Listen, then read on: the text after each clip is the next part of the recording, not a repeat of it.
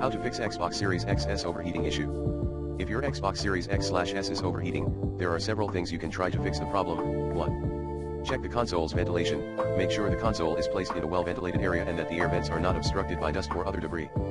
You can use a can of compressed air to clean the vents and ensure proper airflow. 2. Reduce the load on the console. Overheating can occur when the console is running too many resource-intensive tasks at once. Try closing any unused applications or games and see if the console's temperature decreases. 3. Turn off your console for a while. If your console is very hot to the touch, turn it off and unplug it from the power source. Wait for at least 30 minutes for it to cool down before turning it back on. 4. Update the console software. Make sure your console is running the latest software updates. These updates can include important performance enhancements that can help prevent overheating. 5. Adjust the console's power settings. You can adjust the console's power settings to reduce its power usage and heat generation. Go to Settings General Power Mode and Start Up and choose Energy Saving instead of Instant On. 6. Contact Xbox Support. If none of the above steps work, contact Xbox Support for further assistance. They may recommend sending your console in for repair or replacement if it is still under warranty.